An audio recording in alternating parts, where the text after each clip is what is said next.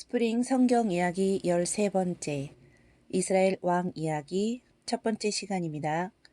열왕기상, 열왕기하 1장부터 14장, 역대하 1장부터 25장, 아모스, 호세아, 요나 이야기입니다. 다윗의 아들 솔로몬은 어려서부터 최고의 스승들에게 가르침을 받았을 거예요. 그러나 솔로몬이 지혜로운 사람으로 유명해진 이유는 그가 백성을 다스릴 수 있는 지혜를 하나님께 구했기 때문이에요. 이처럼 하나님의 지혜를 힘입었던 솔로몬은 이스라엘을 40년 동안 다스렸어요. 솔로몬이 왕위에 오른 뒤 20여 년 동안 성전과 궁궐을 건축했어요. 이때까지만 해도 솔로몬은 하나님을 사랑하며 섬겼어요.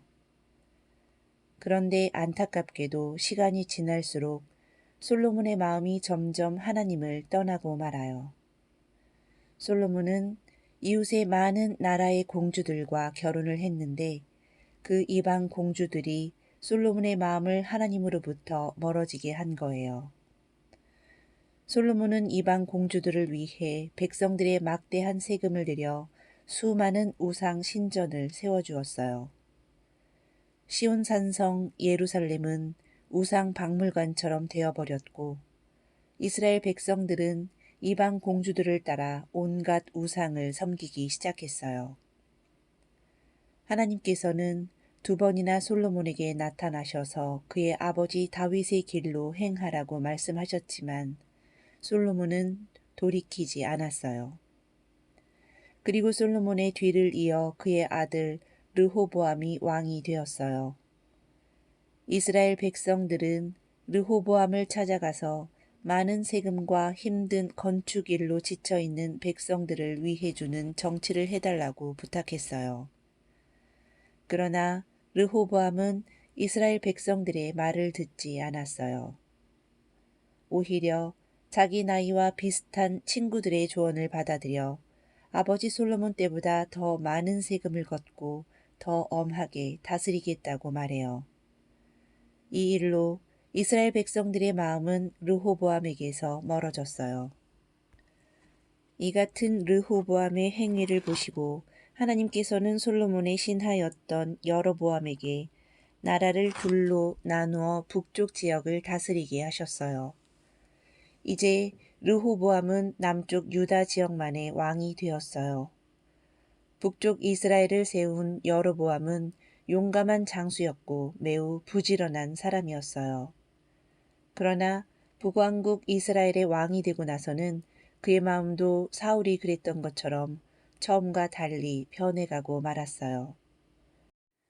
비록 이스라엘은 남북으로 나뉘었지만 모든 이스라엘 남자들은 1년에 3번씩 남왕국 유다의 수도인 예루살렘에 가서 하나님께 예배를 드려야 했어요. 그런데 여로보암은 북왕국 이스라엘 남자들이 1년에 3번이나 남유다의 예루살렘에 가게 되면 백성들이 남유다에서 살고 싶어질까봐 걱정했어요. 그래서 백성들은 예루살렘에 못 가게 막고 대신 북왕국 안에 가장 북쪽인 단과 가장 남쪽인 베델에 금송아지 우상을 세워놓고 그곳에 가서 제사를 드리라고 명령했어요. 이것은 하나님 보시기에 참으로 악한 일이었어요. 북왕국에는 여로보암 이후로 많은 왕들이 등장하는데 그들은 모두 하나님 보시기에 악했어요. 그중 아합 왕과 그의 아내 이세벨은 악명 높기로 유명했어요. 이세벨은 바알과 아세라라는 우상을 열심히 섬겼어요. 그때 하나님께서는 하나님의 선지자 엘리야를 보내셔서 바알과 아세라를 섬기는 거짓 선지자 850명을 물리치게 하셨어요. 남왕국 유다에도 르호보암 왕에 이어 여러 왕들이 세워지는데 많은 왕들이 다윗의 길로 가지 않았어요. 이렇게 북왕국 이스라엘과 남왕국 유다의 백성들이 하나님을 멀리하고 온 나라의 우상을 섬기는 일이 극심해지자 하나님께서는 여러 선지자들을 보내기 시작하셨어요. 선지자들을 통해서 이스라엘 백성들의 마음이 하나님께로 돌아오도록 설득하시기 위해였어요. 이때 하나님께서 보내신 선지자들은 아모스, 호세아, 요나였어요. 먼저 아모스 선지자를 만나봐요. 아모스 선지자는 남유다 사람이었어요. 남쪽 유다도 문제가 심각하기는 했지만 북쪽 이스라엘의 우상 숭배는 몹시 심한 상태였어요. 남유다 출신인 아모스는 북쪽 이스라엘로 올라가서 그들이 회개하고 하나님께로 돌아오도록 설득했어요. 북쪽 이스라엘 사람들은 우상을 섬기는 일에 열심이었을 뿐만 아니라 부자들이 가난한 사람들을 전혀 돌보지도 않고 있었어요. 부자들은 여름궁, 겨울궁을 따로 지어놓고 상하 침대에서 자며 살찐 양들을 잡아 요리해 먹으면서도 가난한 자들의 하나밖에 없는 겉옷까지 다 빼앗아 버렸어요. 아모스는 하나님께서 이런 삶을 원하지 않으신다고 가르쳤어요. 북왕국 사람들의 살 길은 오직 하나님의 말씀에 귀 기울이고 회개하는 것이었어요.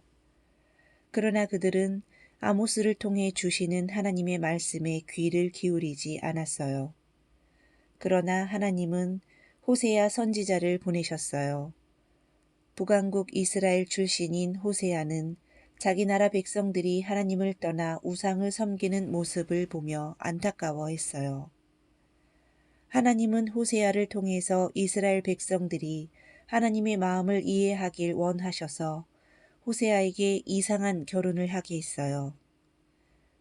호세아가 하나님의 명령에 따라 신부로 맞아들여야 할 여인은 우상을 숭배하는 정숙하지 못한 여인이었어요. 그 여인의 이름은 고멜이었는데 고멜은 호세아와 결혼을 한 후에도 다른 남자를 따라서 집을 나가곤 했어요. 호세아는 몹시 속이 상했지만 하나님께서는 호세아에게 다른 남자를 따라간 고멜을 찾아오라고 하셨어요. 호세아는 하나님의 명령대로 가출한 아내를 찾아오면서 하나님의 마음을 헤아리게 되었어요. 그리고 울면서 이스라엘 백성들에게 하나님의 마음을 호소했어요. 아모스와 호세아가 활동하던 시기에 하나님께서는 또 한 명의 선지자를 보내셨는데 그가 바로 요나예요. 요나는 당시 북왕국 이스라엘을 위협하고 있던 아수르의 수도 니느웨로 가라는 명령을 받았어요. 하나님은 요나에게 니느웨로 가서 그들을 회개시키라고 명령하셨어요. 그러나 요나는 북이스라엘을 괴롭히고 있는 니느웨 사람들이 하나님께 죄를 뉘우치고 용서받게 되는 것이 못마땅했어요. 그래서 니느웨가 아닌 다시스로 가려고 배를 탔어요. 하지만 하나님께서는 바다에 거친 폭풍을 보내셔서 뱃사람들로 하여금 요나를 바다에 던지게 하셨어요. 이때 하나님이 준비하신 커다란 물고기가 요나를 삼켰다가 사흘 후에 땅에 토해냈어요. 결국 니느웨로 가게 된 요나는 하나님의 말씀을 전달하게 되어요. 니느웨는 하나님의 말씀을 전하려면 3일이나 걸리는 큰 도시였지만 요나는 겨우 하루 동안 성의 없이 전했어요. 그런데 요나가 전하는 하나님의 말씀을 듣고 놀랍게도 니느웨 사람들이 모두 하나님께 회개하고 용서를 빌었어요. 그러자 하나님께서는 기뻐하시며 그들을 용서해 주셨어요.